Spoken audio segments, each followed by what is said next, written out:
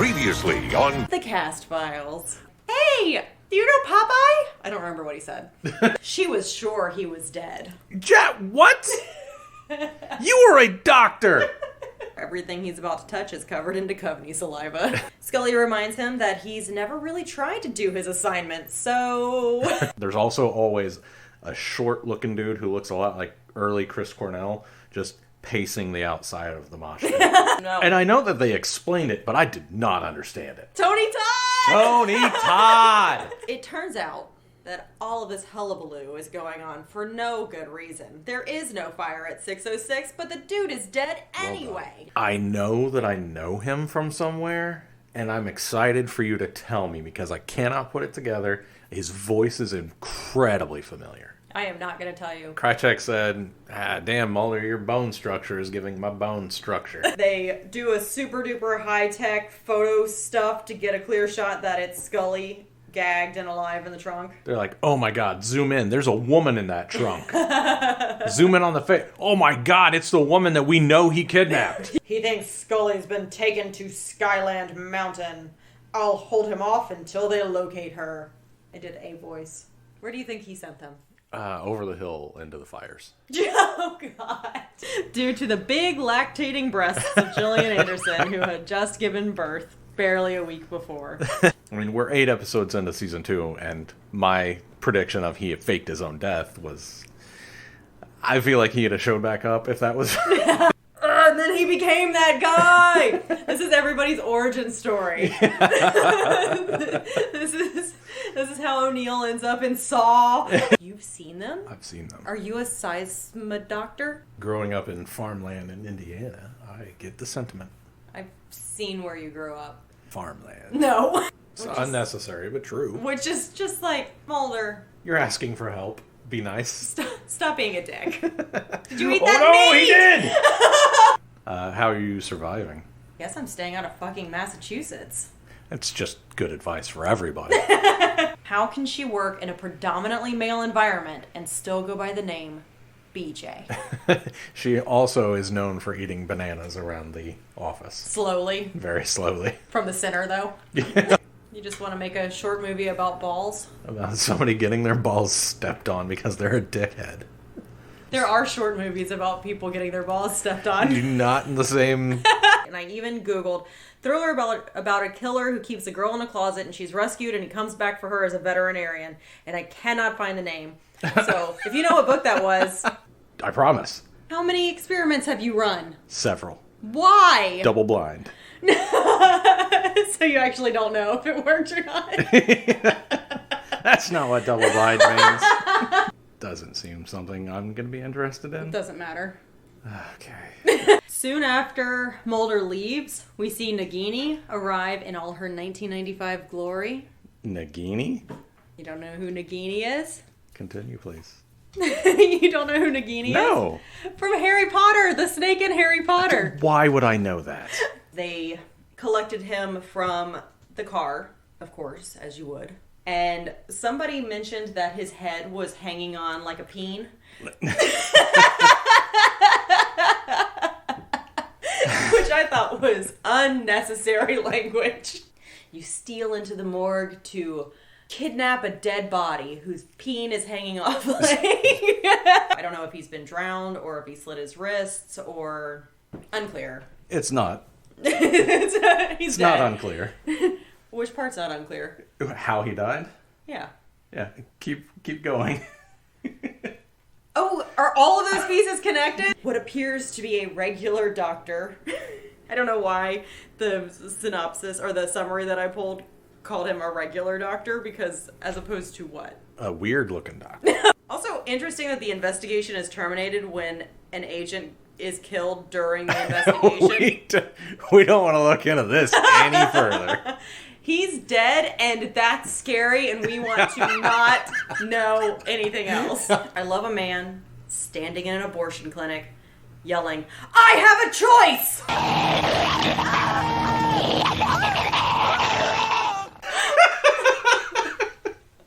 So somebody's just making those sounds. Somebody is just...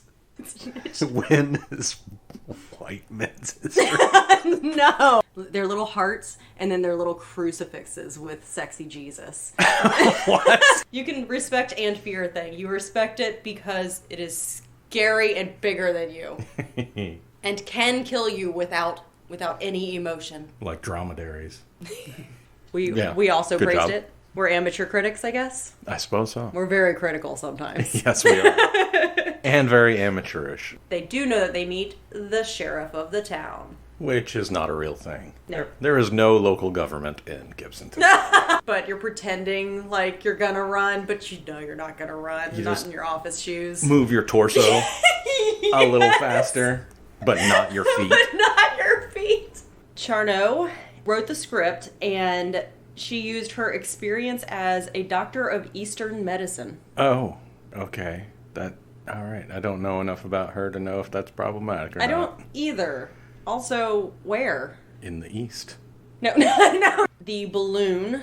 That he stole from Charlie. Taking a hard stance against this toddler. I am. I hope he does. Oh my god!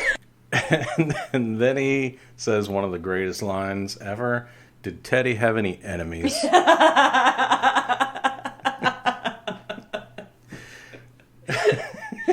A 2-year-old spanned the world for 2 whole years. Did your toddler have any enemies? Mommy, the doctor said I could go home now! Let's get your coat. Look at me. Does it look like a coat's gonna fit me? Come on, woman, use your head! The fuck is wrong with you? I don't think he ever expected her to show up. Oh. Do you think he just swung by for a little... Yep. Little...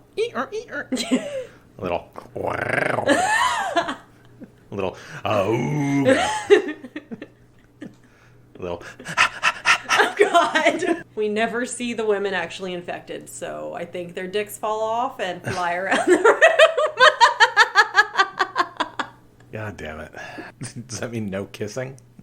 You have to kiss, but with one of those dental dams. Oh, God. Bombarding an alpha particle target with beta particles. In essence, negative and positive particles. That's me every time I go in public.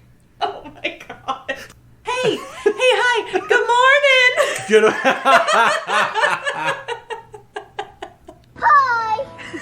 Hi. Good morning. The countdown has begun. It cannot be stopped. Mm-hmm. Why the fuck can you open the door? That's a good question. What happens? Would the particles just fly around the room? I don't understand how any of this stuff works. Go to sleep, dude. That's what she says to me every night. There's no good night. Patting my head, smoothing my hair very comfortingly, and says, "Go to sleep, dude." I thought it was a good move to put the light directly in her face, though. That was rude. It's a good move. You don't want somebody to know who you are, though. It's true. I liked it. I'm going to start doing it all the time. To who? Betas. It's like all the firstborn sons of Egypt die, and you're like, oh, what about the fish? Yeah. Rude. I didn't know any of them. What the fuck are you talking about, Mulder? I'm talking about vampires and Catholics Quicksand is when you're in the jungle. the bane of our existence and definitely a part of our everyday lives like they told us it was going to be. And piranhas. Yes. Oh my gosh. Yes. Piranhas and quicksand. Why? Xenophobia? No, because they're trying to keep us safe. From Piranhas and quicksand. in the Kristen Riley organization. You must be an organization of one. No, I'm an organization of 4, but everybody's below me. So it's me, these 3 people, and what they need to do is recruit 3 other people each. Isn't that the definition of a martyr? I have no idea. All right, well, I'm right. I thought it was when you die and people care about you. No, that's just death. Hot, Alex Krychek. Hot Krychek. So when I saw him, I got excited. Right? Because he was really hot. That's not really why I got excited, but, whatever. Lie to yourself. Which, my God, it's got to be so hot in there because they're in New Mexico. Oh, it's a refrigerator car. That's not what that means. I guess I'm shipping Krychek in a slow-moving toy train.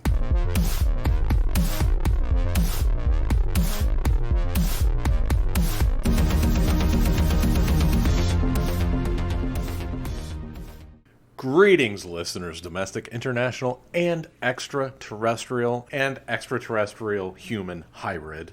I'm Dave Reed. I am an extraterrestrial human hybrid. Doubtful. And this is the Cast Files. Undoubtful. I am a nerd who has somehow never seen the X-Files. And I watched it when it originally aired. The Cast Files is a podcast where we watch and discuss every episode of The X-Files, spoiler-free. Today we are talking about Season 2, Episode All. Season 2, Episode All was written by a whole lot of people and directed by a whole lot of people. That's right. It originally aired on a whole bunch of dates. 25 of them, in fact. 25 separate ones. Yep. It's a lot. It was a long season. Yeah, usually these types of shows do 22 episode seasons. And we've had a 24 and a 25 so far. Maybe season 3 will be 26. I hope not. Or 12. 12 would be nice. Or 35. No, thank you. So what we are going to do today is talk about our 10 favorite. And we are going to start with our honorable mentions in order that they aired. Great. So first off, right up top, Little Green Men. I was excited when we first watched it. I was like, this is a good episode. If this is not the best episode of the season, we're going to have a good season. Yes, here is the IMDb just to refresh everybody's memory. With the X-Files shut down, Mulder travels to Puerto Rico on a tip from his mentor in the Senate to uncover the reason behind the sudden reactivation of a remote, long-abandoned SETI-like communications station.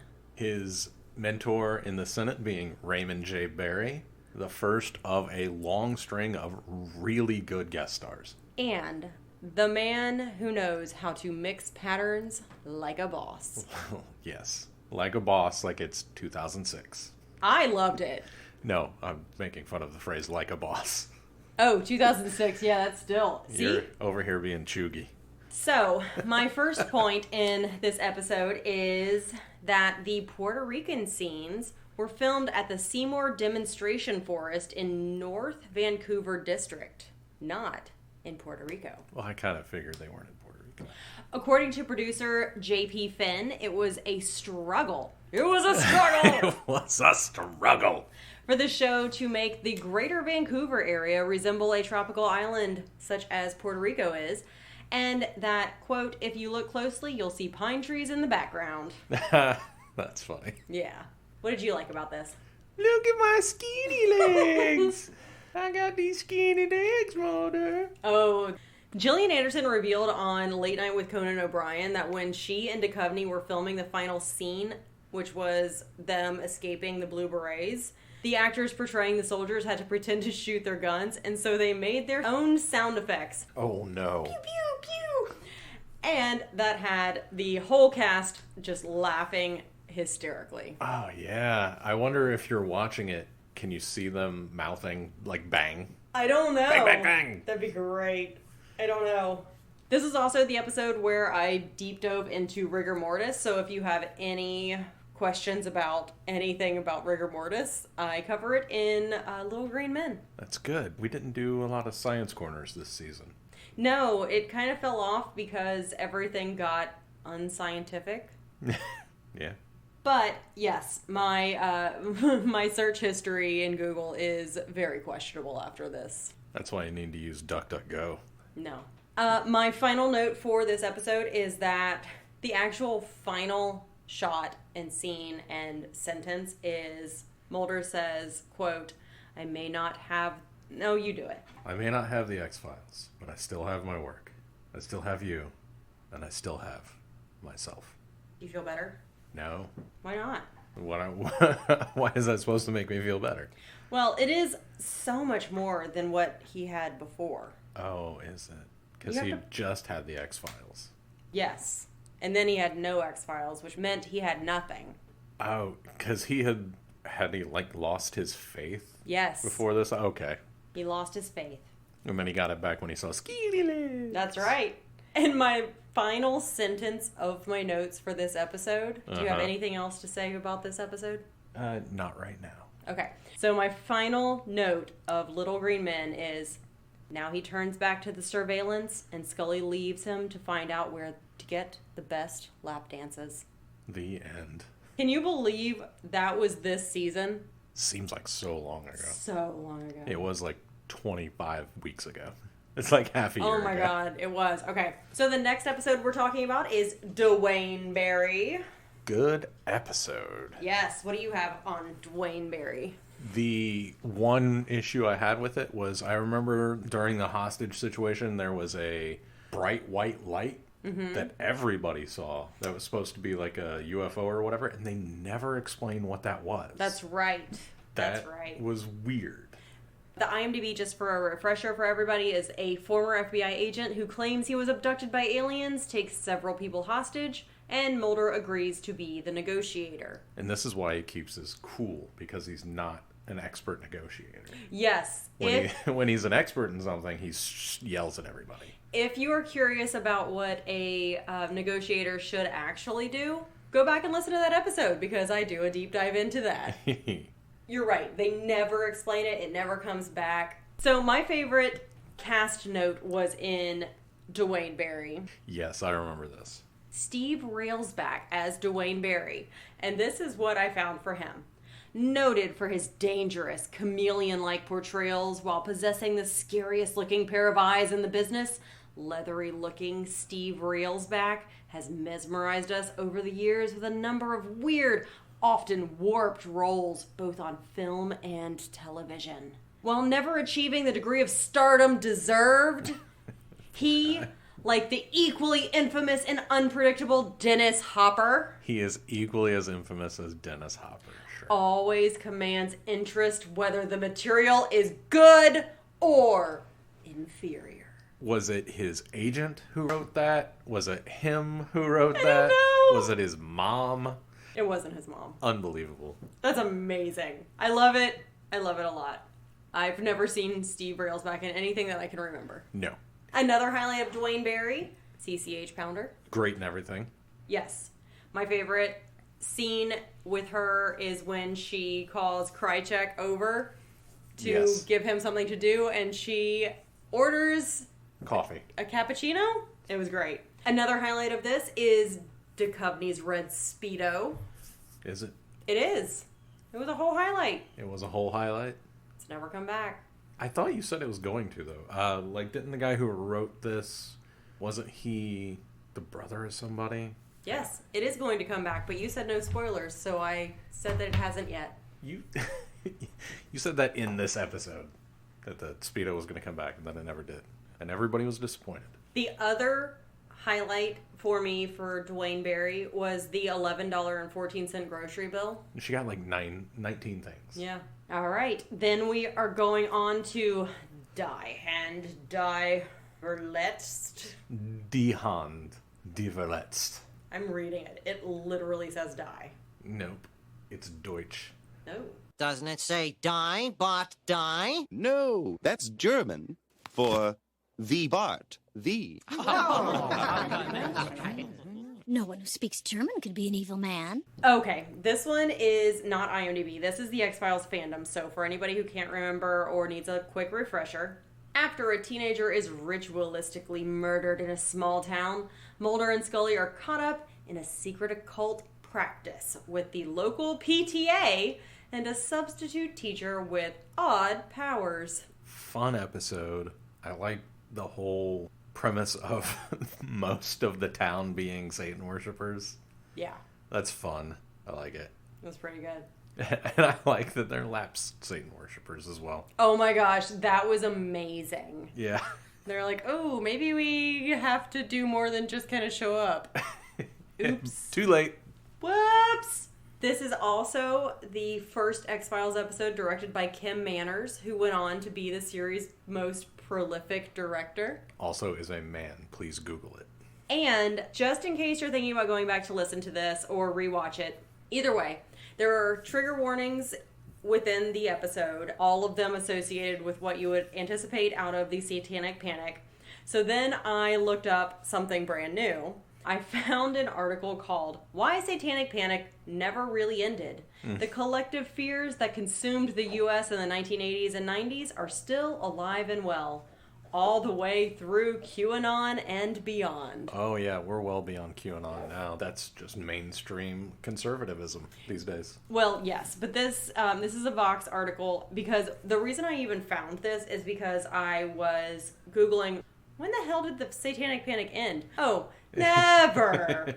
So here's a couple of quotes because I tried to pull some extra things for this episode. Quote, at their core, satanic ritual abuse claims relied on overzealous law enforcement, unsubstantiated statements from children, and, above all, coercive and suggestive interrogation by therapists and prosecutors and law enforcement. Some of the defendants are still serving life sentences for crimes they probably didn't commit, and which likely didn't happen in the first place. Yeah, I know there's at least one person who is still in prison for something that they clearly never did. I also pulled this other paragraph from the Vox article because it references someone I love to reference as much as possible. Yes. But even if the police are less likely to rush to judgment these days over rumors, they're not.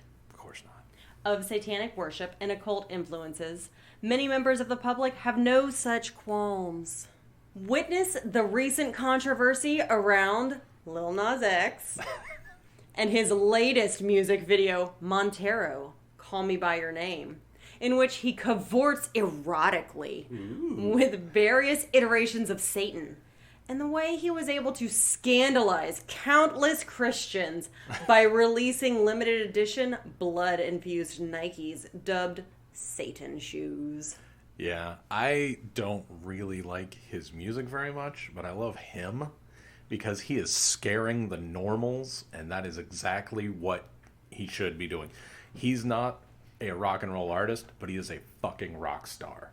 Oh yeah, he's super punk.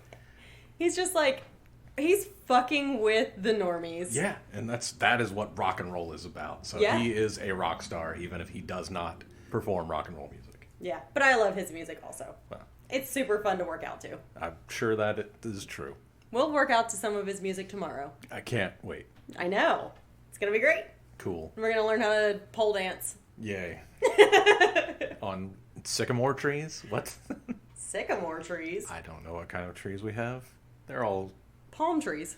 palm. Oh, no. That would be so hard. Oh, We're literally in Florida. There's tons of palms. I get that, but you don't want to. They're too. And our last honorable mention, Kalashari. Hulu says the agents investigate when a young boy's family is plagued by several tragic accidents. I think this one made honorable mention just because of how funny it was. You said you had to have this one on the list because you laughed. You laugh still. Yeah. This episode of the podcast is my favorite episode we've done. Yeah, it's pretty great. Part of it was the Red Train. Yes. The Red Train. I heart Red Train. Yeah, who was it that we were talking about the other day and you were like, you should get hit by a train? Krychek. Oh, that's right. I was like, where were we? No, we were in our living room. That's why I couldn't think of where else we were. During the production of the episode, the producers agonized over both the teaser, given that it revolves around a child being killed by a tram or a red train, and the episode's overall bleakness. And yet, we had the most fun with this episode. Yeah. It was wonderful. Highlights include the twin as fetus. Another spinoff that we are trying to pitch to Chris Carter, but he will not return my calls. Oh, do you have his phone number? No, I just yell out the window. Oh. I just call him. Chris! Okay. Maybe he's on WhatsApp. Yeah. I'll find out. I know how to use that. I don't. I'm learning. Okay. It's fun being old, guys. My other favorite of this episode was the 1-star review from Ioana Spam. Yeah. About what the Kalashari actually are versus how poorly they're depicted in this episode. And I want to just give a shout out to actual dancing horse riders. Yeah. Shout out to them. Yeah. All right. What is your top three? I don't have an order. All right. Well, then we'll just go in order of how they came out. So your first top three in this list is Colony. Yes. The alien bounty hunter, Brian Thompson. Yep. Fantastic. Brian Thompson's always fun whenever he shows up. This was one of the first ones where the story was also by David Duchovny. Oh. Yeah. Oh, it's where Samantha Mulder shows back up, But I correctly predicted that it wasn't the real Samantha Mulder. Yes. I also predicted that Bryan Thompson was going to end up being a good guy. Yes, you did. I was wrong about that, I think. Well, You know what? I'm not willing to call myself wrong just yet. eugenics. That's right. That's what he was. He was a eugenicist. But he didn't kill Mulder. He didn't kill Mulder or Scully. The only people he kills are the alien clone people. Yes, but he did beat the fuck out of Scully. I wouldn't say he beat the fuck out of her. They They had to add a grunt in so that the fans would know that she wasn't dead. He knocked her around too much. He didn't need to do that. How tall is he? 7'3"? Yeah, but he's also an alien. He doesn't have human gender. Is he? He doesn't recognize her as woman and frail.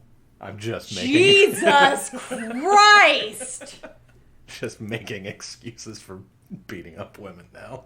Also, woman equals frail. Oh, I didn't know she's tiny. Yeah, he should be able to Okay. just look at her and say, she is smaller than me. I am big man. Big. Me, big man. Yes. Wow. Wow. Wow. Of all weeks, this week, I'm canceled. all men are canceled this week. I don't have any notes on this because this is not one of my top ones that I selected. But you decided last minute that it was one of yours. Because I listened to a bit of our episode on it and jogged my memory. Yeah, so tell everybody why. I just did. Oh, okay. All right. So then I guess we're on to one of mine. And I'm going in order of episodes that aired. I selected Sleepless. This is when Mulder is on the manhunt for a Vietnam veteran who can project his consciousness into other people's minds to kill them. Mulder and Agent Krychek try to uncover the conspiracy behind the killer's powers. And I liked this because Tony Todd. Tony Todd. Another great guest star. Yes. This season had so many great guest stars. And in the opening clips, it's my favorite obit that I've ever written. Oh, jog my memory. It's when I say there's like all of this ruckus going on and there's not even a fire. Oh, yeah. Here's a bit of trivia. In case for the X-Files fans, you probably already know this. And then for the people who are... Watching along with us. yes, or brand new, or... Jumped in the middle of season 2 for our podcast and have never seen the X-Files. Well, here's a bit of trivia. The first appearance of Alex Krychek, played by Nicholas Lee, is when he was in the X-Files Gender Bender. He was Michael, the guy on the phone at the nightclub.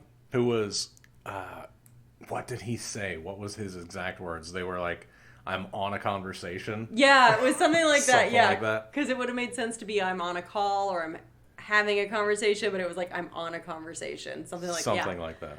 So he didn't get eaten. No, but he was in the hospital and he said, oh, it used to be so easy. Yeah, but... He was gross then too. I love him.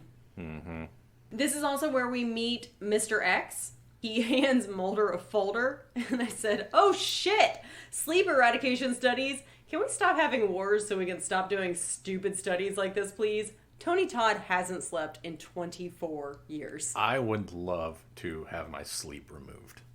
Like Lorne in Angel, season 5. This is also where we talked about Operation Ivy, which I, right before that, found out that my grandfather was part of. Oh, that's right, yeah. That was wild. Which is wild. Please go revisit Sleepless and find out about that. So your next is... Humbug. Great fun. More great guest stars. Vincent Schiavelli is fantastic and everything. Michael Anderson is great. It takes place in mother flippin' Gibsonton, Florida, that I'm intimately familiar with. Intimately? I know the ins and outs of Gibsonton, Florida. All the nooks and crannies. Oh, yikes. All the alcoves and crevices. All the inlets and the outlets. Oh my. Yes. So IMDb for Humbug, just as a refresher. The agents search for a killer in a Florida town inhabited by sideshow performers. And in case you forgot, either this episode or our episode of it, Gibsonton is just a quick drive from where we are currently recording, and we've been there several times. And I want to plug once again the International Independent Showmen's Association and Museum. And I would like to point out, it's not just inhabited by sideshow performers. It was founded Yes. by sideshow performers.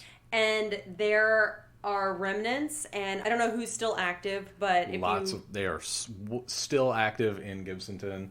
All the people who fix the rides, because there's tons of rides in Yes. front yards. Yep. Elephants down there, giraffes down there. Yep.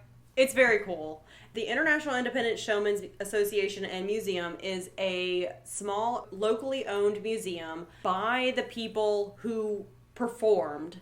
And so it's fascinating. It's a big old warehouse full of history. Just great. Absolutely worth going to. You may or may not have heard of the Ringling Museum in Sarasota, which is a short drive away from Gibsonton, which is also really nice to look at, but those people were fucking rich. And this is the people who did the work. These were the workers. This is worth going to. So absolutely stop in if you're ever in this area. Humbug was the first explicitly comedic episode in the series, and Morgan would go on to contribute 5 more scripts that furthered his comedic take on the show, which was a fun thing for us to find out because we think most of these episodes are pretty funny. No, I thought that this wasn't explicitly comedic. Okay, yeah, that's true. Do you have a favorite scene from Humbug? Oh, man, I think I like when Michael Anderson rips Mulder a new asshole. That's phenomenal. I have a degree in hotel management. That was pretty great. My favorite scene, as I said in the episode, is the scene when Scully goes into the little museum. Yes. And the curator is showing her around, and he says, "We have this special place for very special people to see, and not everybody can handle it. But if you can handle it, I need to know 2 things. 1, will you keep this a secret? And 2, will you hand me $5 more?" And it is fantastic. And I believe in that one I shipped all of the $5 bills and that guy. Yes. And I stand by that. It's a good ship. All right. So my next in the lineup is Fresh Bones. Fresh Bones. My 2 favorite things are Chester. Chester was great. And Chester as the cat. Chester as the cat was also great. Yep. This was where I did a science corner about tetrodotoxin. Tetrodotoxin. And I did that same thing in that episode. Tetrodotoxin? Sure. It's an extremely potent poison found mainly in the liver and sex organs. Eyebrows. Of some fish, such as pufferfish, globefish, and toadfish. And in some amphibian, octopus, and shellfish species. So, everybody should be vegetarian. No thanks. This is also where there was a scene that a 10 of cards was slid under Mulder's door. Right. 10 of diamonds or 10 of clubs. Something like that. And or 10 of spades or 10 of hearts. My favorite note was, if you found a 10 of cards, any suit, what would you think it would mean? And I was like, meet at 10 o'clock? AM or PM? Room 10? Exit 10? What does a 10 mean? If it's a red card, it's AM. If it's a black card, it's PM. Because of the sun? Yeah. Okay. Because black, night. All right. And, like the diamond or heart would be, the route I-10. Or, like, the diamond would be I-10 and the heart would be room 10. They could work it all out. I'm sure they had time. I don't know. They don't seem that close. Diamond of 10, I'd be like, okay, so I need to go to the Golden Diamond Center at 10 o'clock. And then heart at 10, I'd be like, all right, going to a strip club at 10 a.m. seems weird, but all right, this is Tampa. Strip club is where you go with heart? Yep. Oh, I see. Where do you go? Like a blood donation center. Oh, well, we are different people. Yeah, apparently. Apparently you're a pervert. We're definitely different people for right now, and I might not be qualified to be a person here shortly. Oh. And then Beauvais appears At the end, Beauvais appears and stops Wharton by blowing zombie powder in his face. But first he says, you say it again. Saki fait mal, saki lewe. And that means, he who does evil, evil he will see. I liked that. I really liked it. It's very true. It is true. And I gave this the award for the most satisfying ending. I think it deserves it. Yeah. It was a very satisfying ending. I really liked it. Very good episode. Lots of fun. All right. And then your next is the finale, Anasazi. Great episode.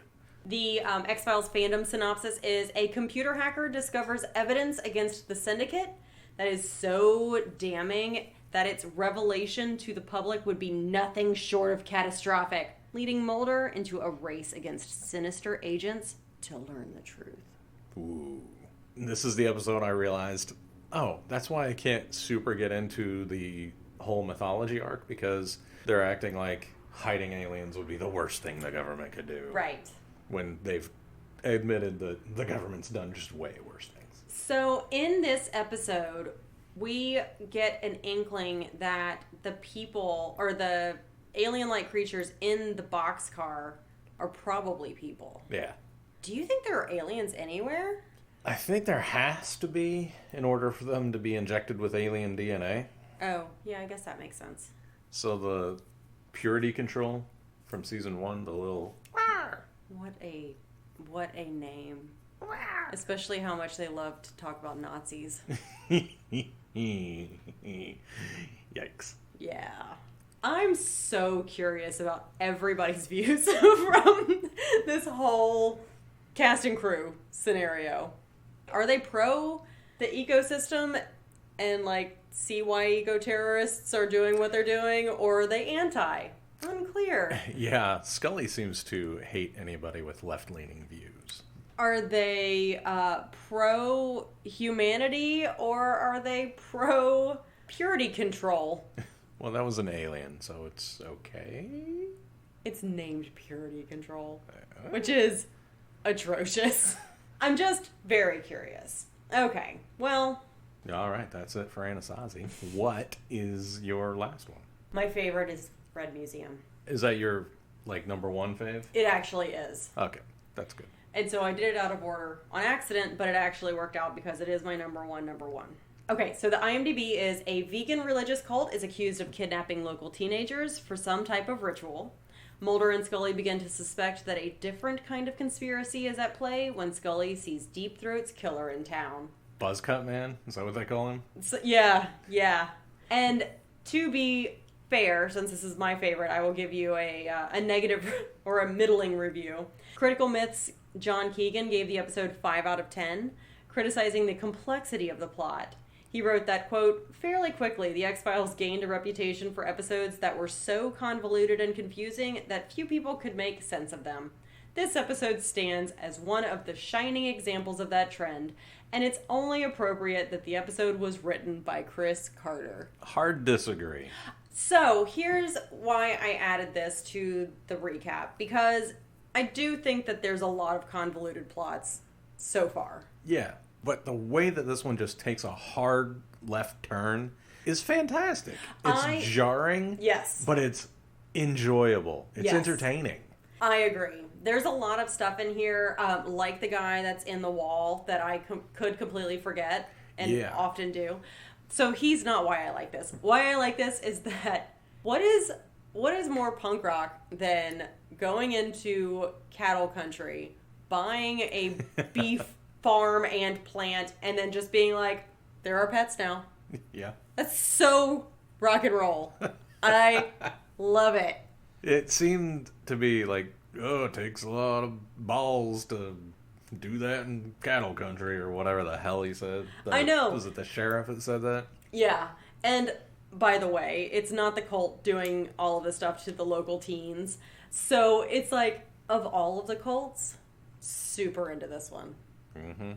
I think about joining this cult a lot, but it's also in Wisconsin, which is too far away. Yes. And by too far away, I mean it's in cold country. Cold country. We have cattle farms here, so I'm thinking about doing my own version of it here. Yeah, I don't think it'll have the same punch as if you go to beef, it's what's for dinner country. Territory. Well, we can see. I can start small and expand. Okay, put a cow out on the balcony.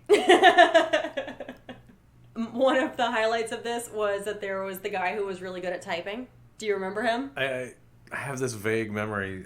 What's his face from Alien? Was he talking or was he typing? He was typing while she was talking, and he had his eyes closed. Okay. His eyes closed. So I knew there, like, somebody had their prophet speaking through them, but through the computer.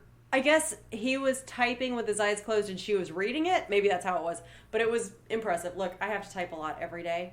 And so watching somebody do it without looking at their keyboard even a little bit. You type so fast that I feel like you're just typing nonsense. Sometimes I am. Oh.